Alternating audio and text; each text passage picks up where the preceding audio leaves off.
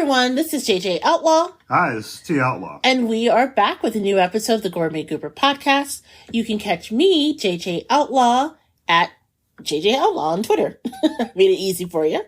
You can catch me also on the Instagram at Gourmet Goober. We're on Facebook, if you want to be on Facebook, at the Gourmet Goober blog.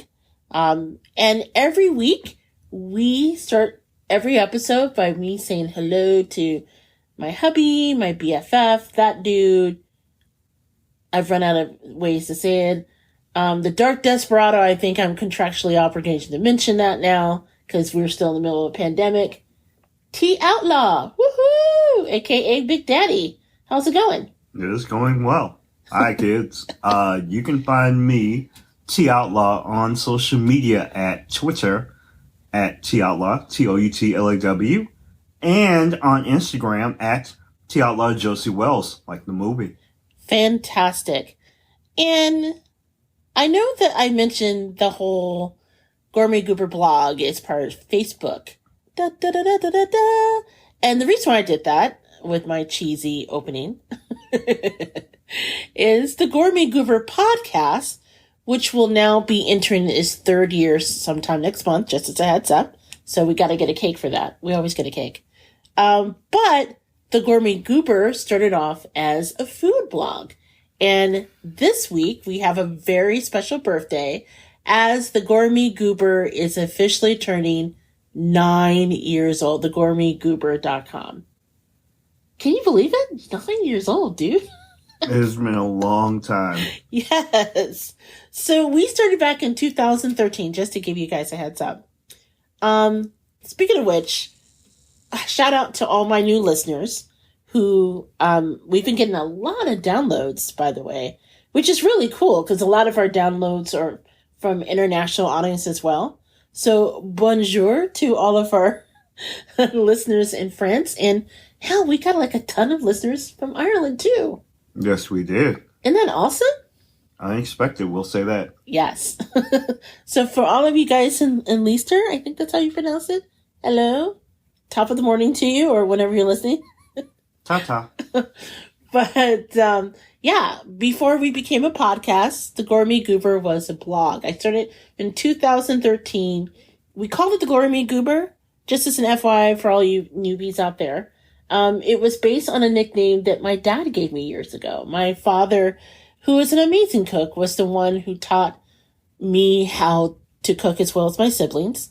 And we took turns with him in the kitchen, and my mom was like doing other things, or my mom worked nights. So my dad's, was the one who made a lot of the dinner. And it was kind of customary when it was our turn to do, like our turn in the kitchen with my dad, he would call us by our nickname. So my given nickname was the Gourmet Goober, and kind of stuck. And when I started the blog years ago, you know, it was just a way for, it was just a way for me to kind of teach myself HTML and to kind of have like a central place to share my recipes that I've learned over the years, because I really love cooking. Got it from my daddy. But also because at the time that I started it, if you recall, we were living in Chicago in the suburbs, and then we moved across the border, still in Chicagoland, but the stretch of Chicagoland in northwest Indiana. Yeah, the region. Yes. And at the time, all of my foodie friends were like, oh my God, what are you going to do? Do they even have fine restaurants? Are we going to be able to hang out?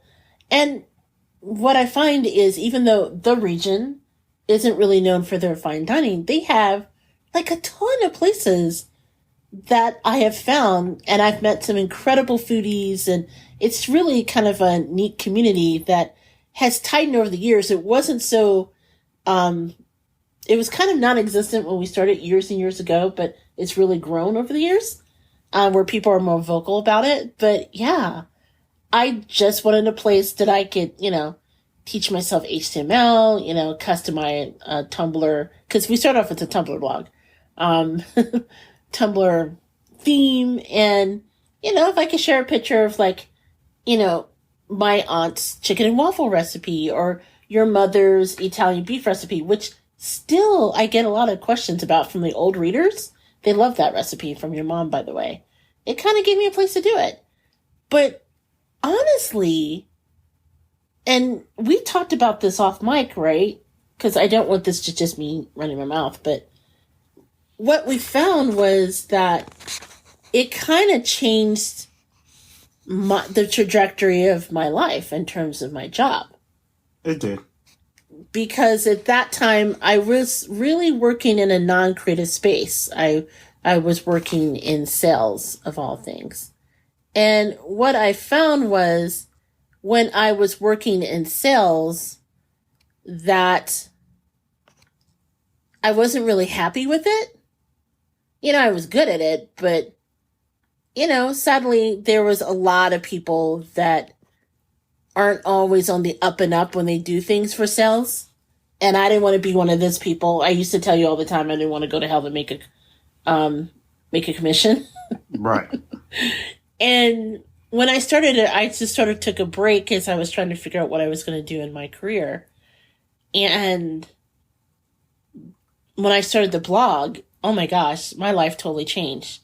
The blog caused me to get discovered by a foodie-based startup, which sadly is no longer in business, but it was called Dish Crawl. You guys may have experienced it because it once was throughout the United States and overseas as well, where it was customized food tours.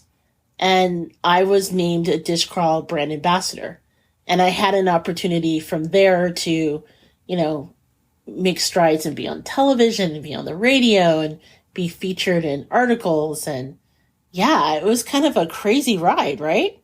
There was. And then from there, I was able to parlay that into a writing career. So, writing for magazines like East Coast Home and Design and W2W Magazine, it's really been a blessing that just started with me posting recipes. So for those of you who have been part of the journey, oh my gosh, Big Daddy and I, we just want to take an opportunity, first of all, to say thank you for those of you who've been with us from the beginning.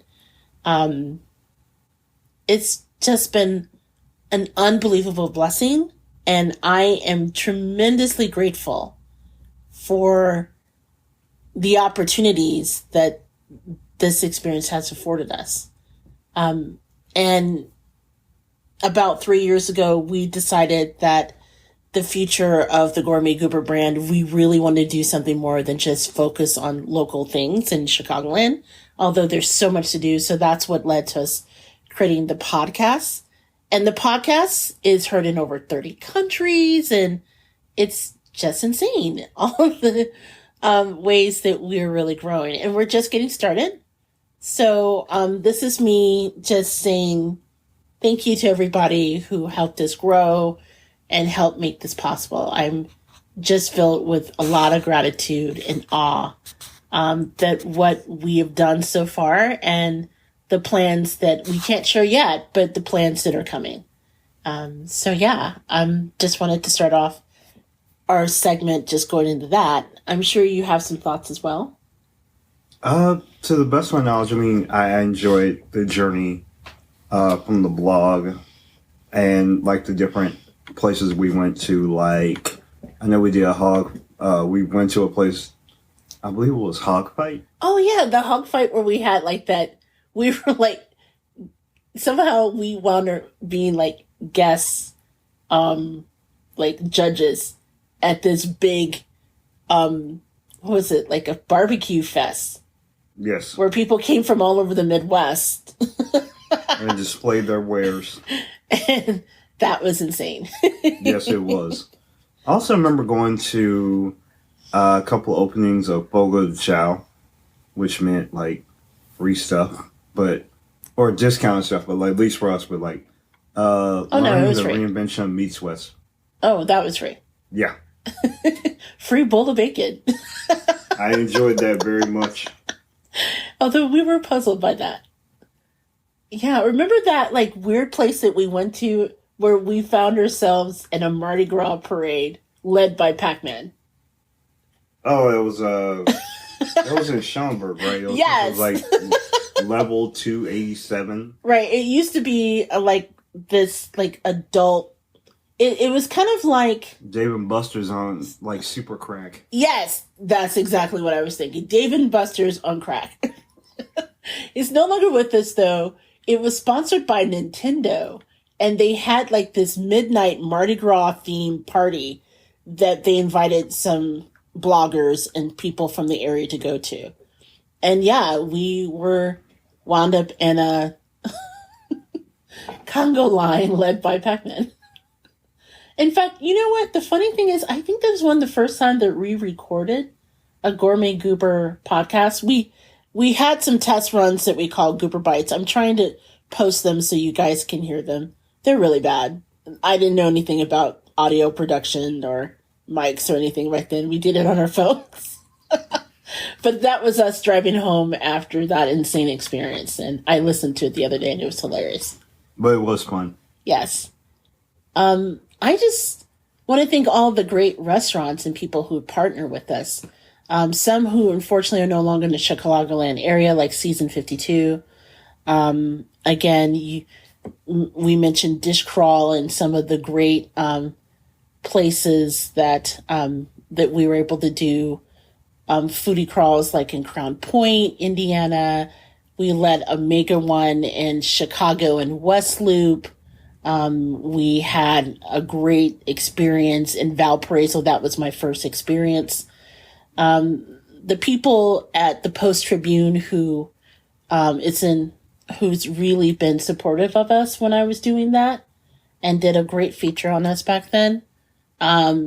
Vocalo.org, which is tied with WBEZ, one of the major Chicago affiliates of NPR in the area.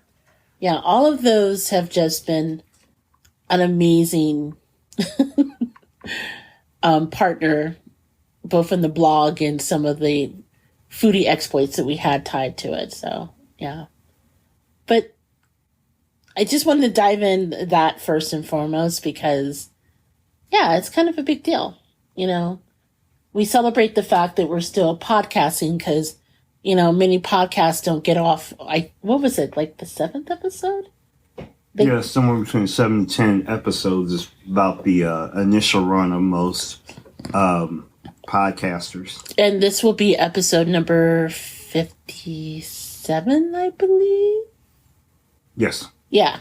So, all things being equal, hell of a run. And I'm just really grateful. So, now that we got that out the way, a little bit of housekeeping. Oh, did we want to read our 5-star review? Yeah, sure. Yeah.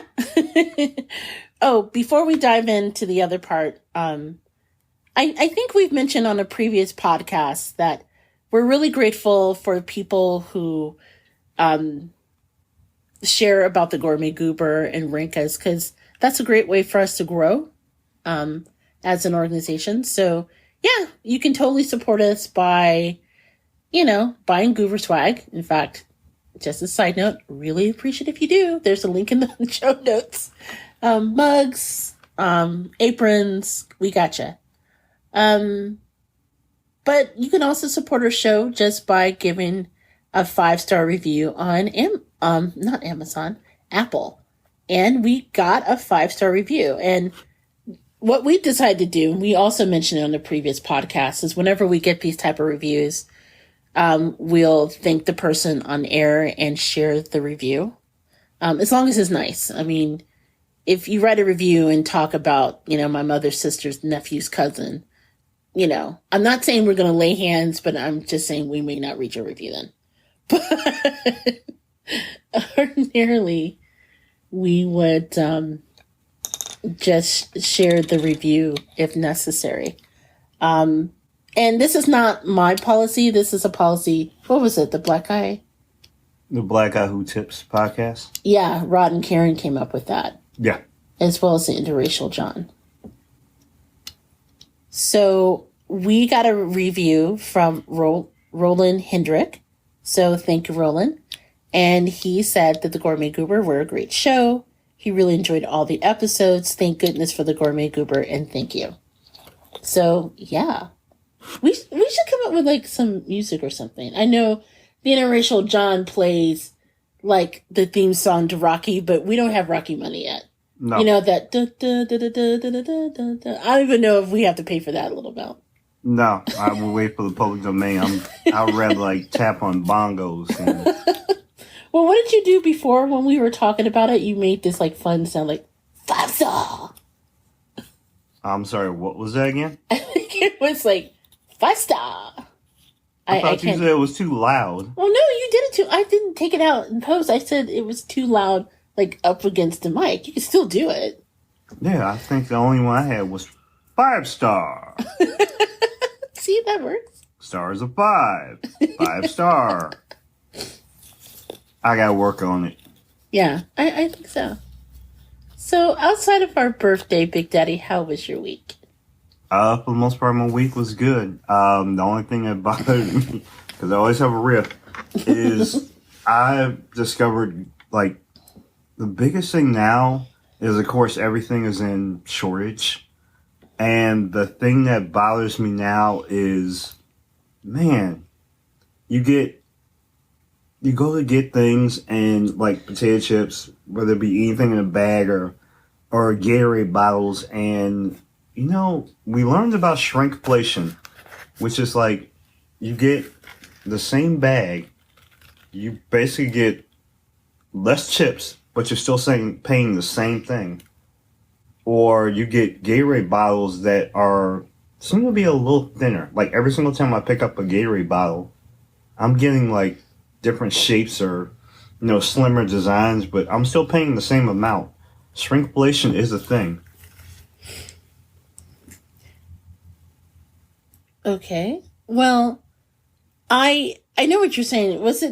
Are you referring to that article that we read? I think it was in BuzzFeed, where it talks about shrinkflation, which they define as the process that items are shrinking in quantity or size. They may even reformulate or reduce the quality, but they keep the prices the same. Correct. And it's kind of like what you said, where you go and get a bag of chips and you open it up and it's mostly air. Or my personal favorite is they will redo the bottle of Gatorade, which they claim is to make it easier to pick up, but there's less in the bottle. And so they keep the prices the same or even raise the price. You know, it's interesting you said that, because Food and Wine actually did a recent article about this where, you know, downsizing products have been going on for decades, but it's really kind of hit home because of all of what's going on. So, for example, they mentioned putting in, I think, what was it, like 5 fewer Doritos? 5 fewer Doritos. So they will charge you the same amount or even more, but they remove 5 Doritos. So basically I'm paying for crumbs.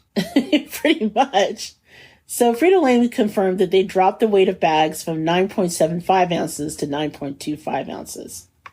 And so they said, we just took a little bit out of each bag so we can give you the same price and you keep enjoying your chips. Now, this is actually crazy because Wheat Thins, and this is where it got it in our conversation, remember? Because Big Daddy loves Wheat Thins, right? That's like your thing. Yeah, it's an easy work snack. And outside of that, we, okay, it's kind of weird, but our cat likes Wheat Thins too. I haven't figured that out, why our cat eats crackers. It's sort of weird, and he leaves cracker crumbs in my bed, which is even weirder, but we won't go into that. So anyway, Wheat Thins, they have actually shrunk the packaging. So a family-sized box of Wheat Thins used to be around 16 ounces, right? Right. Well, they dropped it to 14 ounces. Now, in their mind, they just took out 28 fewer crackers. But that's like 2 ounces and drop in size, right? And they still charge the exact same. That's messed up. That is. And they're not alone. So the Food and Wine article, which I'll put in the show notes, they have everything from like Keebler chips with M&Ms. They dropped it from 11.3 ounces to 9.75 ounces. Sun-made raisins, which I guess you don't care because you hate raisins anyway. That's true. I don't like raisins. Never liked them. Please don't put it in your potato salad either. Well, don't do that anyway, even if I like raisins, but don't do that to me. They dropped their size of raisins from 22.58 ounces to 20 ounces. And then Gatorade went from 32 fluid ounces to 28 fluid ounces. Yeah, I don't quite understand why that is a thing, but I mean, so basically they're just putting the same, like, quality of stuff in volume-wise, but, or like, a little smaller, and they think we're not going to notice. I'm shocked. Well, here's the thing. In Gatorade's case, because every time they shrink it, what they do is they redesign the bottle, and they do it like, oh, well, we're just making it so it's easy for you to grab, right? But essentially, their justification is even though you're getting less, you're paying for the package's redesign. I'll pour it out the bottle into a cup. I mean, and we'll avoid the the name pricing. This is something that no one had asked for. No, I don't. There's no reason for that. I mean, I'll find generic Gatorade for that. What is generic Gatorade? I don't know. I'm sure there are a bunch of different sports drinks on the market. Huh. I'm sure there's like knockoff Gatorade somewhere. Is it like Crocodile Aid or something? Yeah, I'm sure it is. Like, it would be like Powerade or like Haterade. Haterade. That should pretty much be mine because I'm nothing but Haterade. I vote for Haterade. That would actually be great. Cool. We could make. What was like Dave Chappelle's character at the Haters Ball? He could be like their mascot. That's right. I give nothing but credence to. I think I should start my own brand of Haterade. They have Haterade T-shirts. I should buy one. I'm a huge fan, but yeah, that was basically my week. What about you? Well, my week, I've been busy with personal projects that I alluded to earlier, again, tied to the Gourmet Goober. So hopefully we'll have something really cool to announce very, very soon. In preparation for that, I got a new printer because we're hopefully going to have some contracts and things, and we kind of need a printer. I spent like a weird amount of time hunting down wheat bread for you, which of all things is weird because you would think that, we live in a state that's pretty much surrounded by farmland. You would think getting wheat bread would be easy to get. Well, what I learned was, oddly enough, what's going on overseas with the war, sadly, that's going on in Ukraine. The test exercise that Russia is perpetuating. Yeah, that we know is not the case. Still thinking of the people in Ukraine. But apparently, a third of the wheat that we consume is provided by that area in Russia. Did you know that? No, had no clue. So it's kind of insane, right? Because what's happening is that we are experiencing higher prices, and as a result, because I've even read that Russia is blocking shipment of the grain to us, I saw like a loaf of wheat bread that was almost $4 a loaf. I'm shocked by that. I mean, I didn't know that there was a lot of wheat that, sat around in the Russian lands. Apparently there is. Who knew, right? Yeah, I thought it was just stuff that people made in, like, bread makers. Well, if we keep going, that's exactly what we're going to do. Although you do not want me to make... The reason why we don't have a bread machine is it kind of ended badly for me. Like, there was a lot of bread that was consumed. My waistline didn't approve. So it was because you basically were getting high on your own supply. Yeah, pretty much. I was like Oprah. You know, when Oprah had that commercial that said she loves bread. That's me. No, you should do it like Oprah does it. You know, like... I love bread. Exactly. Wait a minute. You would do the impression. You do the impression better than I do. No, I really didn't. I'm not going to do Oprah because I fear the repercussions. You're afraid of Oprah, but last episode you sent the Russian bots after me. Yes. And that, ladies and gentlemen, is love, apparently. Yes, it is. So, hey, look, we have a very packed second segment of What's Eating Us. So why don't we take a quick break, and then when we come back, we will talk about 3 stories that, you know, features the intersection between food and pop culture. You are listening to the Gourmet Goober podcast, and we will be right back.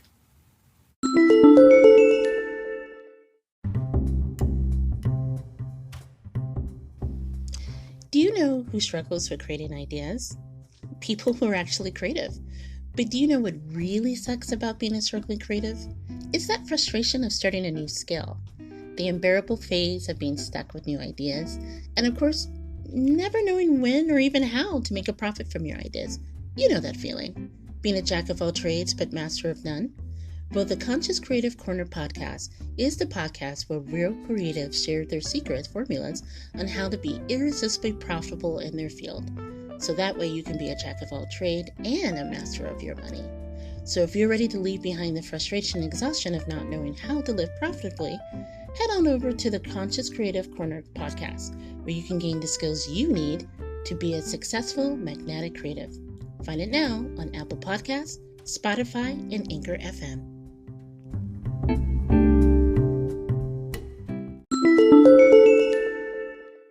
Hey everyone, this is JJ Outlaw. And T Outlaw. And we are back with the next segment of the Gourmet Goober podcast. Again, this is the segment called What's Eating Us, where we discuss the intersection of food and pop culture. And as always, we have 3 stories that made us laugh, made us think, and mostly made us wanted to share with all of our audiences. This first story is one that, of course, everyone has been talking about. And of course, it deals with that ever classic part of hip hop, the diss track. The diss track. Yes. Now, for those of you out there who may not be familiar with what a diss track is, at its basic core, a diss track is when a rapper singles out a rival and hits them up with a lyrical takedown. And there have been some classic diss tracks over the years. My favorite happens to be Sheether, the diss track where Remy Ma savagely takes down Nicki Minaj. And of course, it's a takeoff of the classic Ether, right? Right.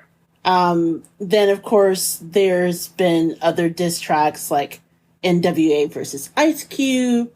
I think Biggie and Tupac put out diss tracks against each other now back in the day. And now everybody been hitting, hit them up. Yeah. But now, as the case may be, we will now have another rivalry to add to the epic amount of diss tracks that are out there. Arby's versus McDonald's. She'll say what? Exactly. Well, not just Arby's. Actually, Arby's and recording artist Pusha T. Pusha T, the one that was like going after Drake. Yes. Okay. That Pusha T, the one that, what was the story of Adion? Yeah. Which, if you're not familiar with that, just Google it, yo. That was a diss track for the ages. Well, apparently Pusha T has many talents, along with lyrically taking out, his rivals like Drake. He also, behind the scenes, have been responsible for a very popular jingle. Perhaps you've heard of it. The I'm Loving It jingle that was popularized for so many years from McDonald's. Oh, you mean the one that was like coyly Justin Timberlake tried to sing? That one. Da da da da da. That's right. That one. Okay. So apparently, it's a very popular ad campaign. It was ongoing for a long time. They mixed it and had it in different genres, as you mentioned just now. They made a ton of money from it. Well, you know who wrote that jingle? Pusha T. Do you really? Yeah, apparently an article, I think it was first reported by Rolling Stone earlier last week, Pusha T and his brother was approached by McDonald's, and they came up with the lyrics and what eventually became the jingle that was used in the ad campaign. Okay. Well, old boy thought that he was not financially compensated enough for McDonald's. It's kind of like a one-time payment that they did, sort of like what happened with the Nike swoosh, which again, oh my gosh, if you're not familiar with Nike and the story of the swoosh, it's insane. It's advertising 102. Yes. Back in the day when I studied marketing and advertising and graphic design, the number one thing that you're taught is to own your shit. And the reason why is I think the person who designed the Nike logo got paid less than $100. And how many billions of dollars did Nike make off of that swoosh? I mean, they eventually came correct and gave her, I don't know, a few rounds of stock, but that was after they made billions of dollars with the swoosh. Probably toss out a couple of Jordans too. Be like, here. Exactly. Here's a little something for your records. Well, much like the creator of the Nike swoosh, Pusha T thought that he too was not paid and compensated correctly. Yesterday's price was not today's price. Exactly. So what he decided to do is he partnered with, of all people, Arby's, and he put out a diss track that's called Spicy Fish Diss Track. It debuted on Arby's official YouTube channel, and right off the bat, he actually, in his lyrics, let people know that he's the reason the whole world love it. Now he has to crush it. And he goes on to particularly target the Filet-O-Fish sandwich. The Filet-O-Fish sandwich. Yes. Of all things. Okay. So, again, when Rolling Stone interviewed him, he said, you know what, I'm solely responsible for I'm loving this song and the jingle of that company. I did it at a very young age and a young time in my career where I wasn't asking for as much money in ownership. See, like I said, always own your stuff. Okay. So it's something that always dug at me later in life. Like, damn it, I was a part of this and I should have more stake. It was like $500,000 or $1 million for me and my brother. But that's peanuts as long as that's been running. And I had to get that energy off me. So the ad was a perfect way to get the energy like, you know what? I'm over it. First of all, if you listen to the diss track, which is everywhere, so just Google it, you'll probably hear it. Clearly it didn't sound like he was over it. No. No, he still got some residual feelings. We're going to say that. He might be a wee bit salty about how he was not paid. Got it. Yeah.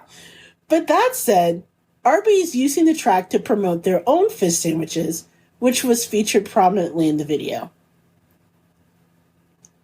So, their chief marketing officer said, once you publish a diss track, there's no backing down. It's the ultimate expression of confidence in your talent, or in this case, taste. And that's according to their chief marketing officer, Patrick Schwing. Which, by the way, if you worked in marketing, having a name like Schwing, it's actually pretty badass. I'm just saying. Our new spicy fish sandwich is better than square fish competition, and we're excited to issue this challenge. It only makes sense to partner with the Pusha T, the best diss track artist in hip-hop, to tell our story. They used the Pusha T? He actually said the Pusha T. Oh my goodness. Like the internet. Yeah. He's like that fellow over there, the Pusha T. That fellow right there, he's quite upset. Now, Pusha T said that I am the first ever sandwich diss ever. The first sandwich, okay. And I should go down in history for that. So, Big Daddy, you heard the diss track? For those of you who are longtime listeners, you know that Big Daddy is quite the aficionado. No, I'm not. Of hip-hop and hip-hop music. So, what do you think? I mean, how do you think Pusha T's diss to McDonald's holds up over time? Compared to the other beef diss tracks that are out there.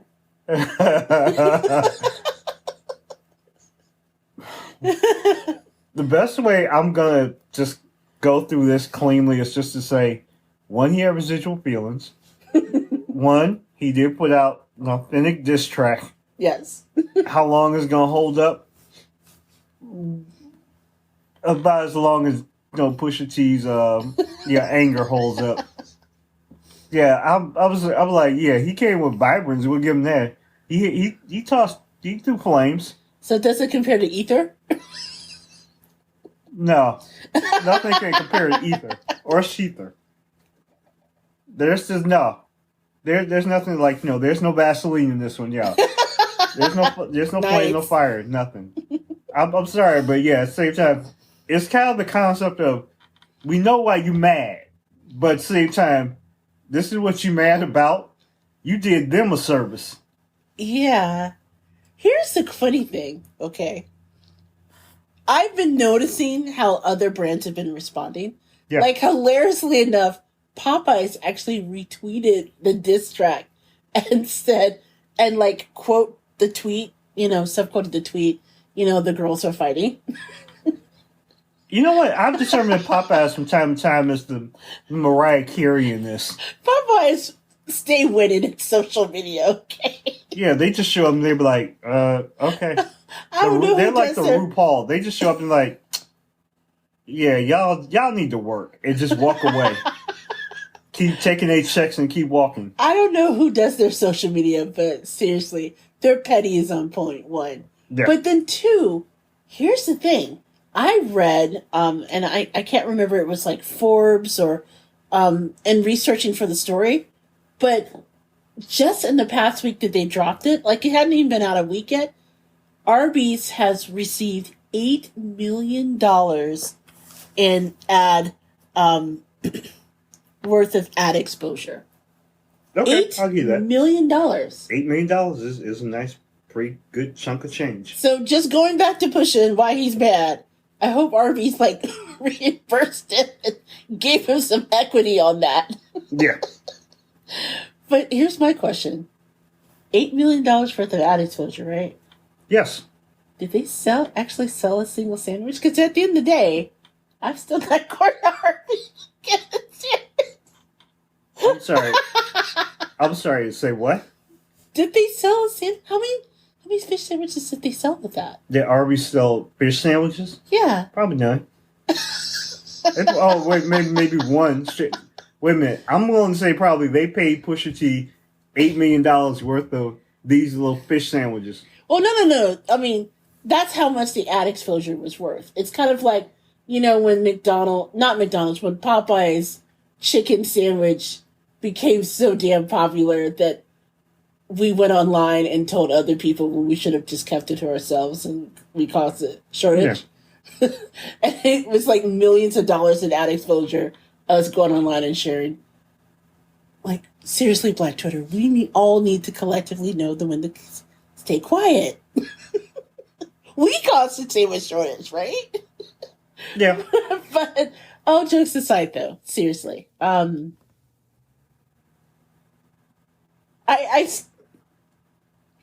we have talked at length, and we're not the only one, about Arby's is not our first choice. No.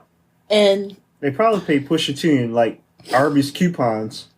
No, don't say that. Actually, Arby's makes a lot of money. Although it's hilarious. Doing what? Look, I'm not going to say what I think that they're used for, but I'm just saying that the parking lot is still not really full of the new Arby's they built down the street from us. So it may take a little bit more than Push's song in order to encourage people. And I wonder how much it's actually hurt McDonald's in their sale of their filet of fish. Because if you think about it, it's Lent. So this is probably their prime season. Yeah. In order to sell that. Yeah. As many times as my man, dropped dime and like used the word fish fillet, people were like, oh yeah, I forgot fish fillet. And probably just drove them straight to McDonald's. Like I said, I know what Aspire is about, but I'm like, you say it so many times, I barely remember that, Arby's had dropped a sandwich. That is I remember, true. yeah, it was nothing Oh, but. wait. You're right, because they did drop that. That's like built in, like, SEO. You're right. Yeah. Dang. All you in your mind, if for nothing else, it didn't do anything but drive people to McDonald's. For what? I don't know.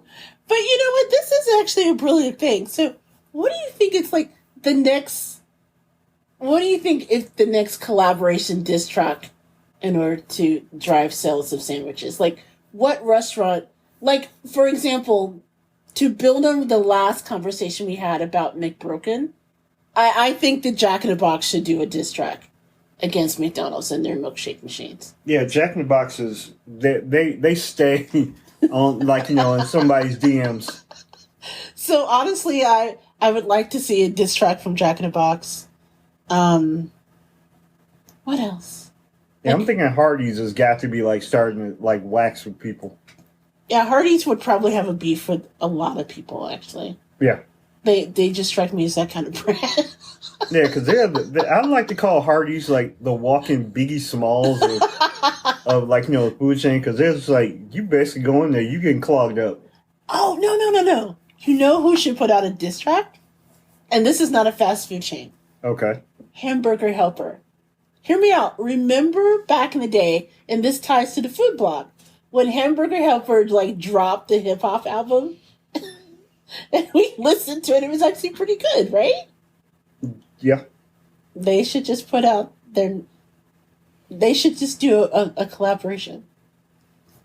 Now, here's my question, though. Who would be the people that they would do the diss track with? Like the only people I can think of... Oh, no. Got it. Got the perfect one. Okay. I can see your mind matriculating here. Sorry, didn't mean to cut myself straight thought. Remember in an earlier episode when we talked about Bone Thugs and Harmony had changed their name to Boneless Thugs and Harmony? Oh, dear Lord. Yeah. They should put out a diss track for other wing companies. Except Crazy Bone. I think Crazy Bone was like, he's not changing his name for anything. Yeah. To which I reply, hang tight, Wayne's Crazy Bone. I'm with you. But the rest of them that changed their name, Okay. they should throw down with their own diss track. Okay. I'm just going to let you have it. I was going to say Tyler the Creator, but yeah. No. I'm fun to hear that. Yeah, So, I'll give him that because, you know, he seems like the most assertive. I think Kanye needs to, Ye needs to start, because he's easily ready for a diss track on everything, but we're just not sure where to guide him. well, I just think that's I think Arby's for opening up a new era of like participation between hip hop and the fast food industry. Are we going to have like an East Coast, West Coast like beef? Are we going to be like, they going to be like rolling down the street like, you know, say like, wait a minute, is there people in the Arby's parking lot? We about to who ride. They going to start like, you know, throwing fish sandwiches up in the store. What do the East Coast, West Coast beef look like? Is it like Whataburger, like take it out, in and out?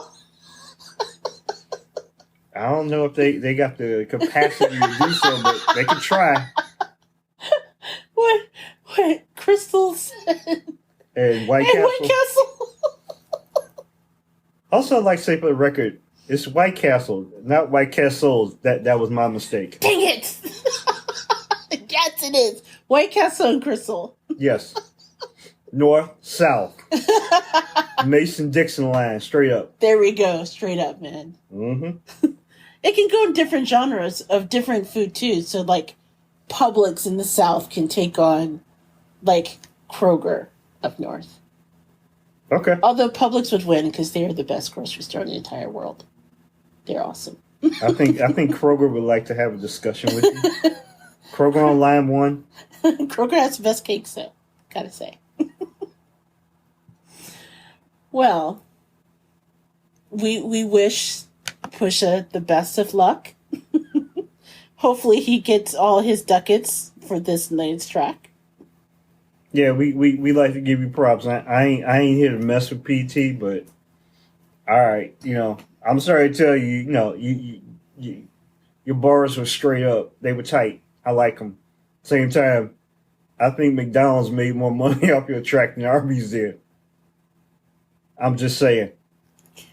Well, the next story that we have, it's a little bit more down to earth in terms of the basis of the story. So it's not based on a beef, if you will. Okay. But I guess saying more down to earth is relative when you consider the story is about the incredible chef Jose Andres, and he is actually sending his legendary paella to space. It's specifically to feed the astronauts on the International Space Station. Really? Yes. So if you're familiar with Chef Jose Andres, I know I've talked about him on the show before. He is doing the Lord's work. He is truly doing the Lord's work. He is a chef. He's a humanitarian. You may have heard of him because he's the founder of the World's Central Kitchen. So when there is strife around the world due to the national disaster, due to the war, due just a whole host of things that might displace individuals and helping situations, rather, that would cause food insecurity. Jose and the World Central Kitchen is there. So right now, he's actually traveled to Ukraine to help feed refugees. During the pandemic, he did a lot of great work to support local restaurants and individuals that were separated from being able to make a living due to the pandemic and their jobs closing. So again, an amazing person. Well, he actually partnered through his team at Think Food Group, and they partnered with Axiom Space to send paella and other Spanish food to the International Space Station as part of a launch that's scheduled for early next month. Okay. The launch, which is through Axiom Crew, is actually the first all-private crew mission to the International Space Station. So in and of itself, it's sort of a groundbreaking thing. It's 4 people that'll spend 8 days at the space station, and is led by a friend of Jose Andres, who is a veteran of NASA, Commander Michael Lopez Alegria. Okay. And Mr. Lopez Alegria, I apologize if I misspoke your name. My Spanish still a little rusty because I haven't used it for a while. But again, he's very close friends with him. And he actually reached out and basically wanted to challenge him, as well as Think Food Group's Director of Research and Development, Cherise Gray, to create a project in order to create something that's sustainable, that meets NASA's guidelines for nutrients, as far as being nutrient-rich, being delicious, and in this case, because, of course, he's of Spanish descent, he wanted to create a cuisine with bold flavors that represents his background. So the result is a family-style meal. So it'll have things such as his chicken and mushroom paella, something that he's very well known for. He actually has something that's made with Iberico pork with tomatoes, onions, eggplants, and peppers. He's also sending up other dishes, including Spanish jamon, for example, as well. So, according to Andres, the most important thing was changing the perception of what we grew up with. Because remember, we're of the generation where everything that went up with NASA was freeze-dried food. And yes. Tang, remember Tang was the drink of astronauts. Mm-hmm. So Jose said the most important thing was changing the perception. Let's make a paella that we can cook like a paella and taste like a paella without dehydrating it. And so he wanted to also create a meal that they'll be enjoying as a team, which I think is fascinating. No, it is. Because again, when we were young, and I know, didn't you actually go to like the NASA place where you saw when you were a kid, like the freeze-dried stuff that they ate? Yeah, I made a couple of trips to Johnson Space Center One time I went to Huntsville, Alabama to see, because I thought I was smart enough to go to space camp. I was not. Oh. Yeah, but I also made one trip to Cape Canaveral to see a space shuttle launch. So this really makes a big difference. And first of all, kudos to him because hopefully maybe this could change the way that as international space travel becomes a thing. Yeah. With the space station and with all the private travel that's going up, eventually it'll go to people like us and not just to billionaires who are just taking a trip around the sun. Yeah, I think it'll be a little while before it gets to us. Yeah, it may take a little bit of time, of course. But the idea that they're changing the way the food is consumed up there, I think is amazing. Yeah. So, first of all, what are your thoughts on that? And if you had a chance to plan your own meal up there, what sort of things would you like to see go up there next after the paella? Well, okay. I guess my first thought would be I'm Jose Andres once again is outdone himself. I give him nothing but kudos for what he has brought to him because it's like it's bringing them flavor into space, and I mean I'm intrigued to see how the effects of having paella in space will do to the bodies and minds of the people that are up there because it's almost like an experiment within itself. Everything that's up there has a cause and effect. And I'm intrigued to see how it is consumed in space and like the effect it will have on the bodies of Right. The people. One, but two, I guess the second part of your question is like what things do I like to send up there? Okay, first and foremost, me being me. I'm sorry, I gotta be me. I could be nice and say, yeah, I would love to send them up there, like, nice things to steak. But me being me, once again, how much can I send, a couple boxes of ribs up there? Wait a minute. More importantly, can I send them some Magic City wings? Oh my God, how did I know you were going to say Magic City Wings? Yeah, you can see like the little mouse on the hamster wheel in my head saying, I'm walking right up to I'm sending them up some Magic City wings. So wait a minute, you're going to send up some lemon pepper loos up there? Yes, I'm sending some lemon pepper loos up there. Now you're going to have a whole bunch of, flats and drums like, floating around. You're going to see all these bones flying around like, the International Space Center. Like, yeah, let's see you get rid of that, one. But two, since they experimented with Tang, can we send them some Kool-Aid up there too? Okay. Two thoughts. One, that is probably the most hood answer I've ever heard you say.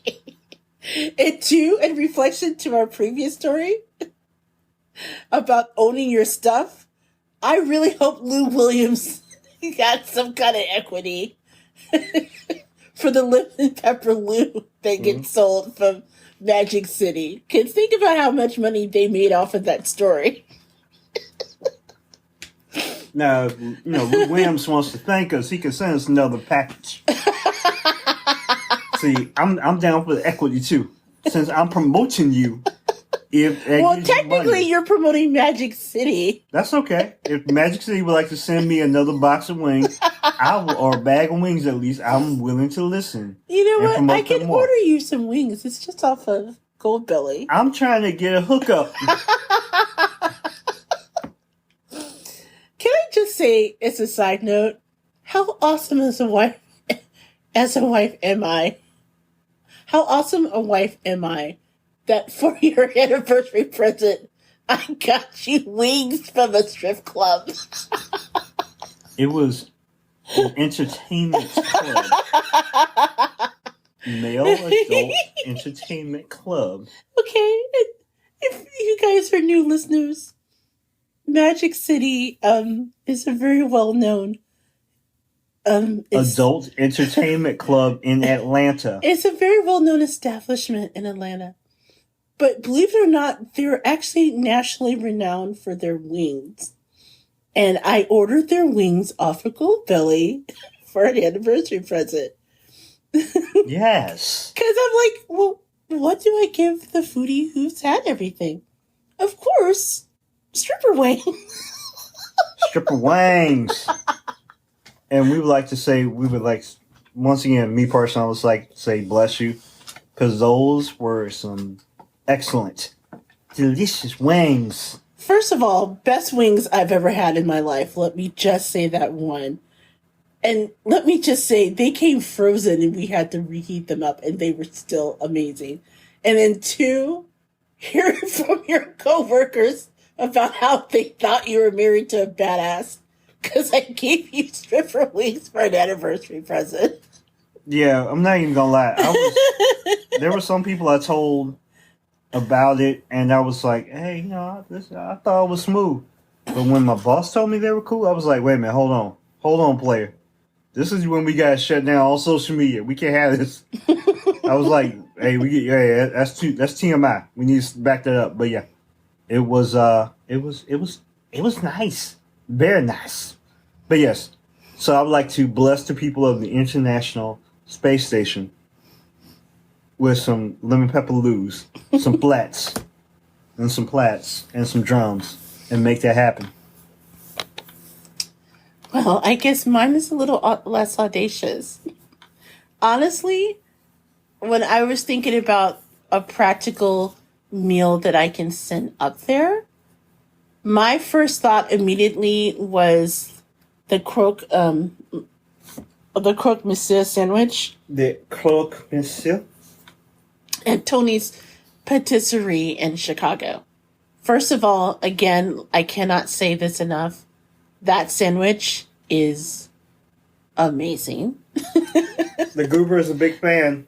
And I figured that the way that they're put together, it would be an easy and practical thing to be able to reheat and eat, and it won't be messy. Now, the other thing I was thinking about would probably be hella messy, but if I'm stuck on the space station for months at a time, I would want some Garrett's popcorn. Okay, so how's that going to work? I don't know, and I haven't figured that out yet, because my fear would be, it's kind of like that scene from The Simpsons, where Homer Simpson's in space, right? And he smuggled on a bag of chips that he rips open, and the chips go flying everywhere because they have no gravity. And they're like, oh my gosh, our instruments. And he does this hilarious segue into where he's eating all the chips and spinning around in space, floating, so that the chips don't destroy the equipment in the spaceship. I kind of envision, now that I think about it, the impracticality of bringing Garrett's popcorn and having the cheese and the caramel float by. But yeah, on the other hand, that would be kind of awesome too. So that would be entertaining. I agree. Oh, goodness. I'm so sorry. No, you're good. Oh, I'm so sorry about that cough. My goodness. I enjoy it. But anyway, yeah, obviously bringing up Garrett's popcorn would be impractical, but hey, if you're going to be stuck in the space station, you could do better. I'm just saying the combination does sound divine. I agree. You know, one thing I would not take on the space station, though? This new collaboration that's coming out from Pepsi Cola and of all companies, IHOP. Have you heard of this? I think I brought the story to the table. But anyway, you guys, this is insane. So, Pepsi Cola and IHOP, as in the International House of Pancakes, they are partnering on a collaboration as well. Not as highbrow as what Jose Andres is doing with the International Space Station. No, instead, IHOP and Pepsi have created a maple syrup cola. Maple syrup cola. Yes. So Pepsi, as you know, has been known for coming out with really unique limited edition flavors. So you may recall Pepsi Peeps. Apparently there was an apple pie flavored Pepsi that they came out with. But now they've decided to take it for whole new heights, according to foodandwine.com, where now they're taking their inspiration from, of all things, pancakes. Pancakes. Yes. So right now they are looking to release a limited edition. I think there's only like 20,000, 2,000 people, 2,000 cans will be issued. But it's a collaboration with IHOP called Pepsi Maple Syrup Cola. So get this. When you're talking about limited edition, I'm talking really limited. Like I said before, only 2,000 cans will be issued. It won't be available in any IHOP. You won't be able to buy it, but instead, to get your hands on one, from now until March 29th, soda lovers are being asked to use either Instagram or Twitter to post either a photo or video of a stack of pancakes, tagging IHOP, and using the hashtag show us your stack and hashtag Pepsi sweepstakes. So 2,000 winners will receive a can, with Pepsi explaining that one winner in particular will be surprised with what is known as a custom Pepsi spout. So it's inspired by the iconic IHOP Spouts pitchers that will produce the perfect pour to enjoy Pepsi Maple Syrup Cola. Now, as for the cola itself, you might be wondering, what exactly does maple syrup cola taste like? Well, apparently there's no real maple syrup in it, but instead, Pepsi's describing this as quote-unquote, the indulgent flavor profile of maple syrup with the crisp, refreshing caramel notes of a Pepsi. So, what do you think? Would you try a can of Pepsi maple syrup? Okay. I, as the person amongst the two of us that is the consumer of Pepsi from way, way back, my mother got me started on this. I freely admit, I would try it. I would probably be one of those people that would probably want to be one of the 2,000 that would try it out. And I know we had talked about, like, a little earlier about being one of the, like one of those people that would probably, like, grab it if they were able to get an influencer and then, like, stick it on eBay somewhere. But, yeah, I would actually try it just to see, because I know we, like, last episode, we tried Space Coke or whatever it was. Coca-Cola Starlight. That's right. Space Coke. Space Coke. Yeah, take that up to the International Space Station. Cosmic soda. Right. So yeah, I would try it. Now, granted, in my life, I don't think I really even tried maple syrup until I was like in my mid-20s. Like, growing up, like I always had like, Aunt Jemima, Mrs. Butterworth, generic type, flavored syrup. So all I knew was that. But yeah, I'd be willing to try it. Now, granted, yeah, I really like my Pepsis. Very generic, but I'll be willing to try it once. Well, my answer may surprise you because, again, I'm usually the one of the two of us is usually the fearless, I'll try any food once kind of thing. Mm-hmm. I would not try it. I have a very distinct reason why. Fair. Okay, explain. Going back to what you said before about the difference between pure maple syrup and the stuff that many of us grew up on, right? The Mrs. Butterworths and some of the other ones that have maple flavoring, but it's not maple syrup, which has a different texture than what is in the normal can that they sell in the grocery store. I don't know if you've ever had this experience. Unfortunately, I have.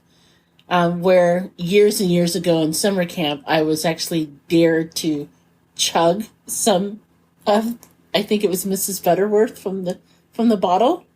And let me tell you, that was an experience I would not like to repeat. First of all, the consistency and the precocity of the syrup, it's literally like chugging motor oil, I imagine. It has that still weird thickness to it. Okay. And then it was almost sickeningly sweet. Now, obviously, maple syrup is different than the stuff that they gave. And I'm sure over time they've changed the formula many, many times since I was in orchestra camp back in the day. But all I can think of is when I read the article about the soda and prepping for the story was just the trauma of having to chug that and imagine that carbonated. Yeah, I just don't think I can. I can't. And kudos to them for being creative. Especially the can. The can, I think, is really brilliant. I don't know if you had a chance to look at the can, but it looks like there's syrup that's coming down the can. Yeah. So it's like a stack of pancakes. That's actually pretty smart. But is it for me? I'm going to have to say no. That said, just as a side note, Pepsi recently came out with a Nitro Pepsi, which you and I did try yesterday. We did. And actually, it was really, really good. It sort of had a creamy smoothness that you would most likely find with like an A&W, like cream soda or something along those lines. Because we tried the vanilla one. There's also like a plain one with more traditional Pepsi flavor. Yeah. And I happily tried that, and I was really pleasantly surprised. But I'm gonna have to leave. If we, I tell you what, let's just try it and see if we get our own can. If we get a can, we'll share it with you guys on the radio so we can try it. But outside of that, just the idea of drinking carbonated anything that comes close to syrup, no, I'm traumatized, and I think it's gonna stay in that area. Oh, I'll definitely try it. I'm gonna need a couple insulin shots extra before I start to consider it. Exactly. But you know what? You did bring up a really good point in your answer. I think the real winner here, especially since IHOP is not going to get to serve it, like they were very adamant in this article from Food and Wine magazine. They actually asked like, hey, is this going to be served at IHOP at some point? And the spokesperson reaffirmed that it's a definite no. That was a hard no. It was a real hard no. So obviously IHOP is not going to benefit from driving people over to their restaurants in order to try this. So I think the real winner in this scenario, in this marketing collaboration, would probably be eBay. Because if they're only releasing 2,000, if a person gets their hands on it, odds are they'll probably take a couple pictures for the gram before posting it on eBay. Yeah. And reaping the financial rewards of selling to someone who really wants to try it. But I will not be that person. Yes. eBay will be the real winner. Even though if you put it on eBay and somebody like buys it, puts money into it, do you just put it up on a shelf and look at it, or do you just say, hey, I'm going to try it? I think it depends on the person. Like, for example, when Pringles several years ago, remember when they came out with that top ramen flavored Pringles that they only had at certain Family Dollars? And I admit, I went looking for that because secretly, I actually like top ramen. Now, I prefer the ramen you get in restaurants. But occasionally, add an egg and some kale or whatever to some top ramen. Top it off maybe with some peanut butter and sriracha and soy sauce, and you got yourself a really tasty treat. So the idea of having Pringles, and I hate Pringles, but I wanted to try it. I looked everywhere for that, and I finally looked on eBay, and people were selling those, I think, wasn't it like $20 a can or more? It was like something ridiculous like that. I remember showing it to you. Now I'm thinking I should have bought you a can because it was $20. Yeah. Okay, I would drop 20 bones for it as opposed to like spending all this gas money going look for it. Yeah, but seriously, from $1.99, which a typical Pringles can would actually cost, to $20, that's quite a markup. And that's at the cheaper end. I did see more expensive cans because, again, some people want to collect it just for they have it. So I imagine some people would eat it, but then it's like, remember those Orbitz bottles of like soda where the stuff was floating in the soda? Yes. And I know people bought them all the time. They had no desire to consume them. They just wanted to put it on their desk.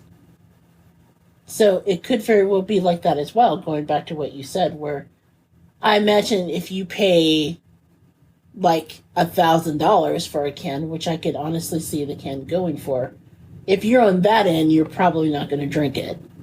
You're just going to keep it to say you have it. Yeah, I would almost see. Okay, I feel. See, I'm conflicted about like people who buy like things that are perishable, and then like literally sit there and put them like up for like on an eBay site or that are collectors of this, and then literally like have them in spaces but will never open them because it's like, oh, we have this novelty. Well, by the time someone actually gets the bravado to actually open it, it's worthless. Big Daddy, you have a can of foot baths that I got you years ago. And how much did you pay for it? I think it was like, what, a couple bucks? And you never opened it. It was just to say you have a can of whoop ass. It's an actual drink. Yes, it is an actual drink. Now, I would pray that you wouldn't open it now because you've had it for what? Like 3 times over. Yeah, you've had it for what? Almost 13 years. A little more than 13 years. But that would be a perfect example of having something just for the novelty of it. Yeah, and I learned my lesson. I'm like, there are certain things that, like I have bought, I fully admit one of the random things that we used to get, like working for certain organizations is that you get payola. And they, like some promotional gifts, like swags and stuff. Oh, yeah. That reporters would get, and they would send you promotional gifts. And of course, like, there were things that we would take because, reporters are not supposed to, like, keep those things in terms of getting favorable reviews. Stop. Are you able to tell this story? I'm not telling them all of what we got. Okay. But, when they were sending you promotional stuff, such as, like, free Wheaties boxes, with, like, certain athletes on them. Right. And some of them would have, like, actual, a lot of them have Wheaties in them, and we would be like, oh, we have these Wheaties boxes. But none of us would ever, like, open the box and eat the Wheaties. And I'm thinking in my head at a certain point, late night, you get hungry. Now, granted, I'm not a fan of Wheaties, but at the same time, I'm like, if you get hungry enough, one night, you'd be like, them Wheaties about to get, that box is about to get open. So yes, wait a minute, did they just leave the box of Wheaties in the office? Most of the time, yeah. Now that may be why Tribune Tower had those ginormous rats and other things there. They knew where to find the food. No, there were a lot bigger problems in that tower. And thank you for telling people where I work. Oh. Sorry. Oh, God. I wasn't even thinking about that. Mm-hmm. I'm sorry. That's okay. Well, technically, you're not there now. Technically, no. The building is not used for the purpose in which it is used for. But at the same time, yes, it's the boxes of Wheaties and or other products, like, special types of Big League Chew or whatever we would have, and we would just be looking at them like, oh, you came out with this or, came out with that. And we would just kind of look at them because they were collectible items. But, yeah, we would never open them because we were like, oh, maybe we'll put them on eBay one day. And we just never did. Matter of fact, I think I still have a box somewhere. Maybe. It might be in my desk. I don't know. You haven't seen your desk in a while. Yeah, that's why I probably shouldn't go look for it. So anyway, yes, good luck to all of you who are trying the maple syrup Pepsi. If you happen to get your hands on one, let us know what it tastes like. We're kind of curious. I tell you what, now is probably a good time to take a break. And again, I'm sorry I slipped up there. But when we come back, we'll end the show as we always do sharing the best thing that we ate this week. You're listening to the Gourmet Goober podcast, and we will be right back.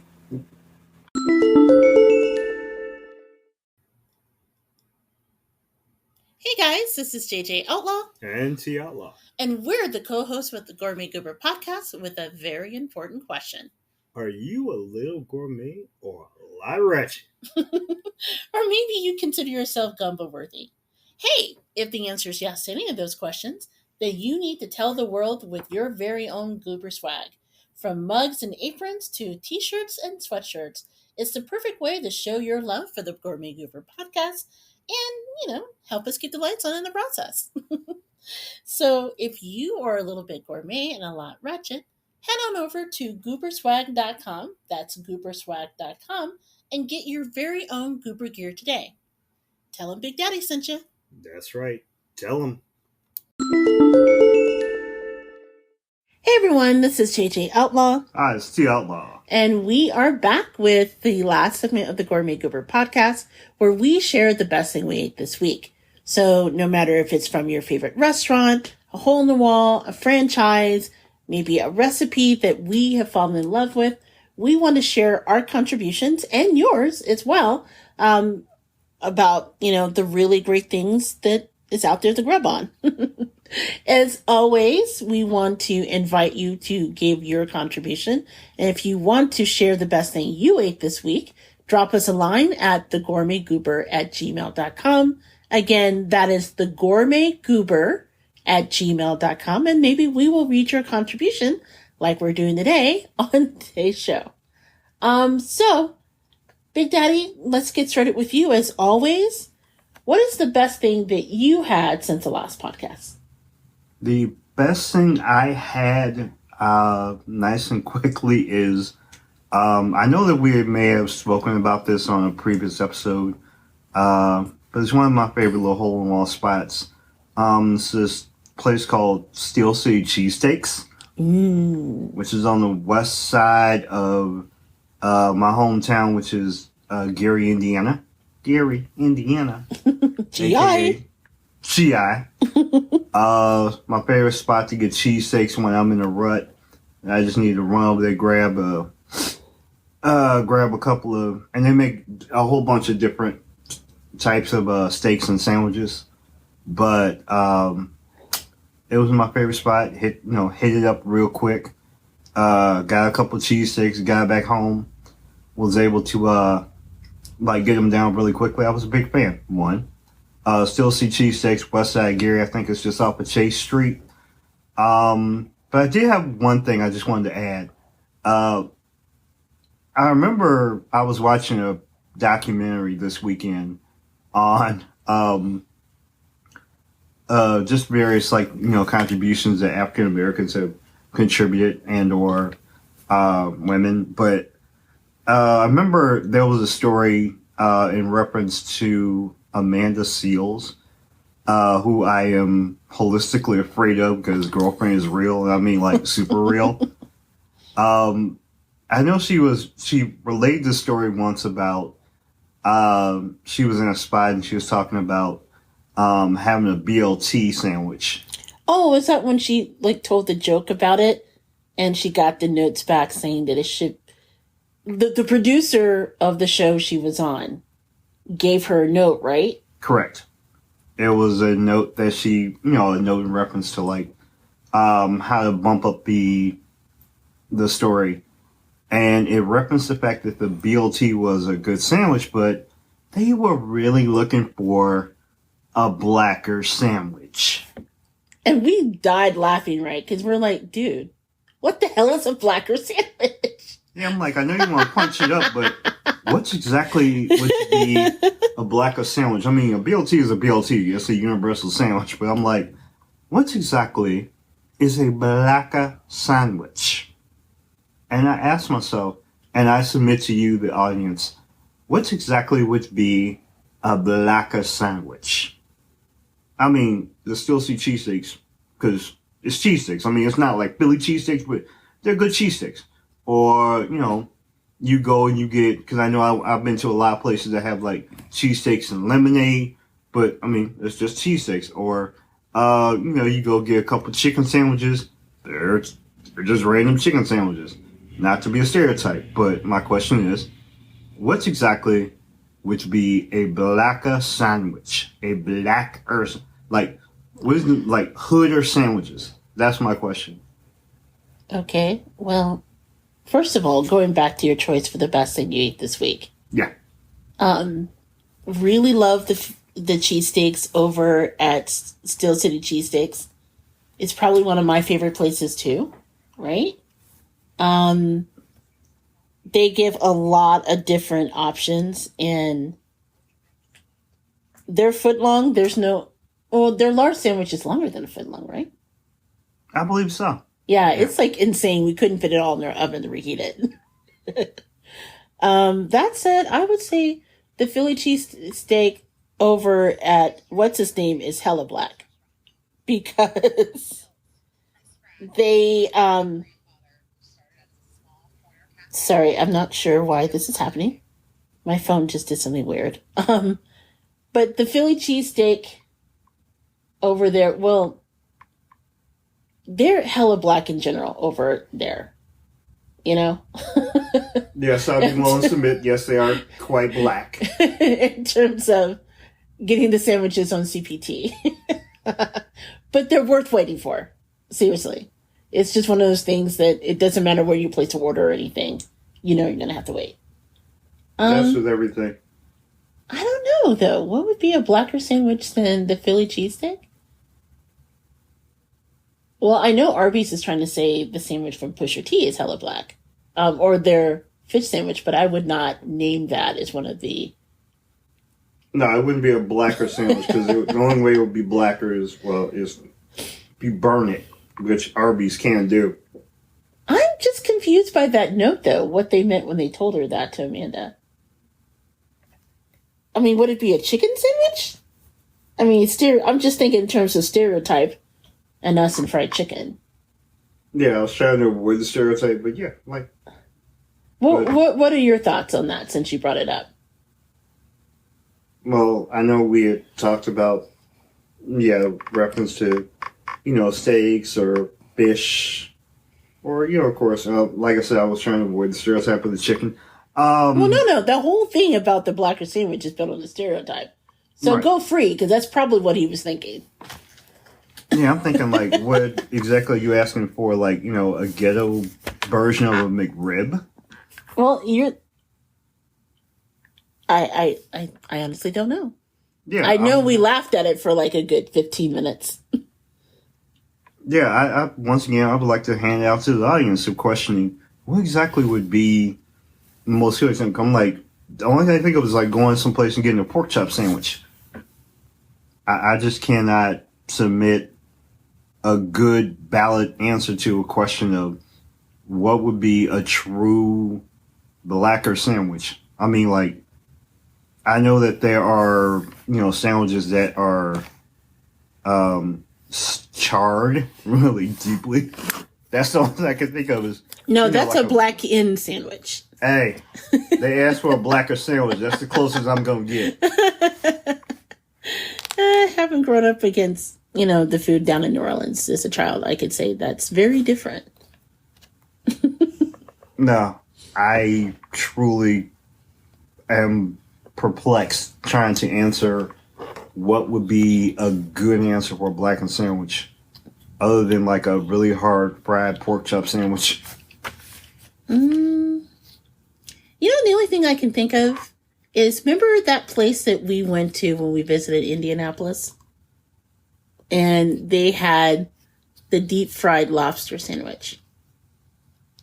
At that one place that we wound up waiting for like 30 minutes or 45 minutes to get our food.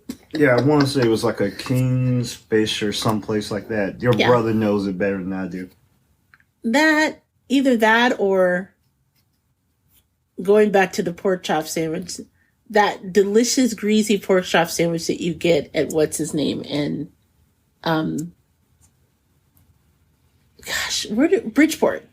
What's the name of that place in Bridgeport we get the sandwich from? I want to reference it being like, I want to say Maxwell's, like a hot dog place. Right. There's a place in Bridgeport that it's open 24 hours a day, 7 days a week. They only take cash, right?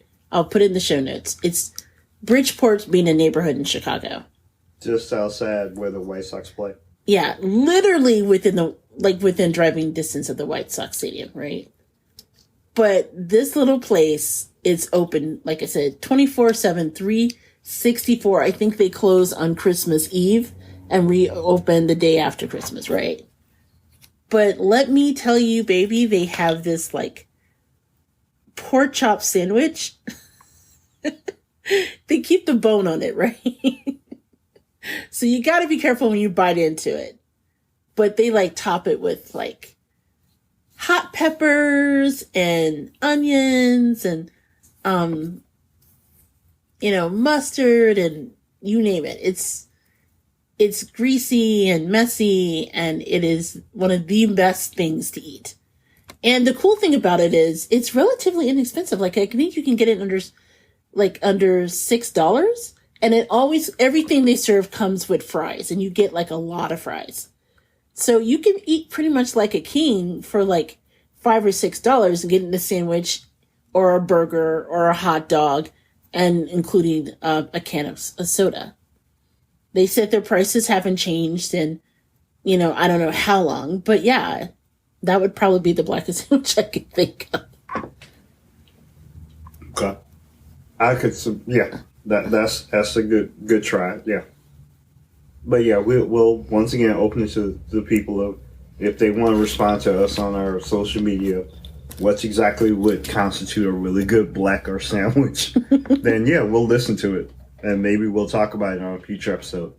Okay, well, my choice for the best thing I ate this week is I'm passing it on to a listener who actually also gave us a heads up on that kitchen journal, which is so awesome. And it's something that I've had in the past from the Columbia restaurant in Tampa, Florida. They also have one, I think, further down in Tampa in Fort Lauderdale. But the one in Tampa is the original and the best one is in Ybor City. It is their chicken saltolito. And their chicken saltado, I'm sorry, it's saltado, it's how you pronounce it. But she actually shared her memories of going to this place. I mean, this recipe, if you've never had it before, it has chicken, it has yellow rice, the good yellow rice like from Vigo. It has Spanish chorizo in it. It hits all the umami notes. Okay. It's the reason why I like it so much. So it has onions and good olive oil and mushrooms and carrots. It has potatoes, usually diced in. She loves it because she says it's kind of like a savory wonderland every time that you bite into it, so to speak, which you gotta love that, right? Anything that's called a savory wonderland. It's definitely one of her favorite things to eat whenever she was in Florida. And she recently relocated with her family. And so someone tipped her off into how to make her own version of chicken saltado. And she was cool enough to share the recipe. How awesome is that, right? Yeah, so here's what I'm going to do. I'm going to, first of all, say thank you, Gaby. Because this thing sounds absolutely insane and easy to make. Seriously, all the stuff is things that you can get from home. I do want to make sure that you use Spanish chorizo and not Mexican chorizo, because there's two different types. Okay. So the Mexican chorizo is usually the soft, crumbly type, like when I make a chorizo bowl. But then the Spanish chorizo is more like a solid sausage.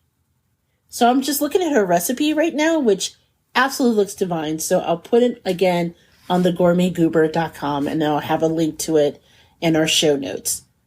But make sure that you pick that up. Or, looking at the recipe, I bet you summer sausage would be perfect as an alternative. Okay. Now, summer sausage doesn't exactly hit the same savory notes as what you would find in good Spanish chorizo. But it comes really, really close. And you can usually find good Spanish chorizo in your deli Or, oh gosh, what is the name of that place that we ordered meat from that was so good? Wild Fork? Yes. Yes. Wild Fork, we've ordered their Spanish chorizo before. It's a delivery service that just focuses on meat. So you can get everything from like chicken and more savory things like their specialty chorizo sausage that we've gotten from them before. They have great lamb and things like that. So you can order, I think it's wildfork.com. I'll put it in the show notes as well. But I can vouch for their Spanish chorizo. It is amazing. So, Gaby, thank you so much for sharing this recipe. I'm so very excited, and thank you for being the first person to donate something that they love to eat, and they want to share it with our listeners. So, Big Daddy, I know that this has been sort of a longer than most episode, but where can they find you online? Once again, you can find me on social media at Twitter with the drop of T Outlaw, and on Instagram at T Outlaw Chelsea Wells. What about you, Gourmet Goober? You can catch me at JJ Outlaw. You can also hit me up at Gourmet Goober on Instagram. Always, you know that you can visit us at thegourmetgoober.com. Happy birthday to us. And drop us a line at thegourmetgoober@gmail.com. So excited because like I said, we have a ton of things that we have in the works for the podcast. And we're really, really grateful to everyone who's been a part of this journey. So until next time, I'm JJ Outlaw. And I'm T Outlaw. And you have been listening to the newest episode of the Gourmet Goober podcast.